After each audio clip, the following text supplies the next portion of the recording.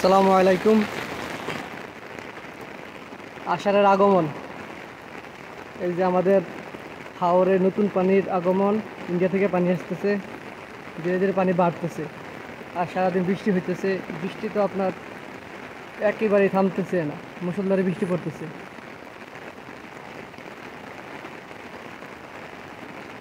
এই আষাঢ়ের কথায় একটা কবিতা মনে পড়ে গেল, কবিতার একটা লাইন মনে পড়ছে, নীল নবগণে আষাঢ় গগনে তিল ঠাই আর নাহিরে, ও গোয়াস তোরা যাস রে ঘরের বাহিরে। কিন্তু আমি তো ঘরের বাহিরে আছি।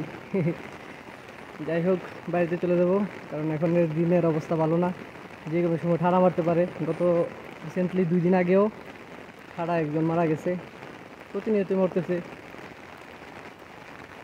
দেখেন, আপনারা চারদিকটা দেখেন, বৃষ্টির পানি বাড়তেছে।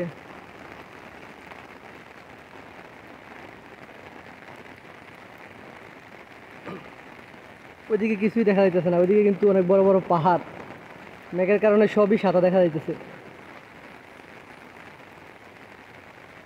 আগে তো সামান্য একটু আবছাও দেখা যাইতো, এখন ওইটাও দেখা যায় না, টোটালি একবারে সাদা।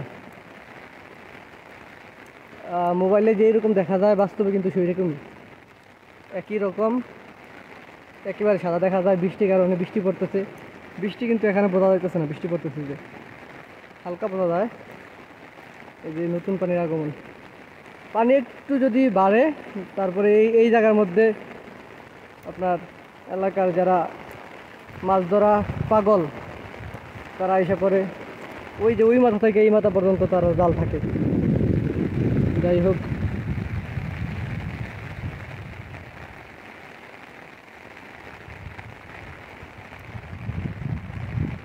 এই যে বোরোর ধান কাটার বাকি রয়েছে অনেকের, অনেকের বলতে কয়েকটা ক্ষেত, হাতে কোনো কয়েকটা ক্ষেত, এই যে এখানে কয়েকটা ক্ষেত রয়েছে, আর ওই ওই পাশে একটা ক্ষেত রয়েছে, আর বাকি সব কাটা হয়ে গেছে।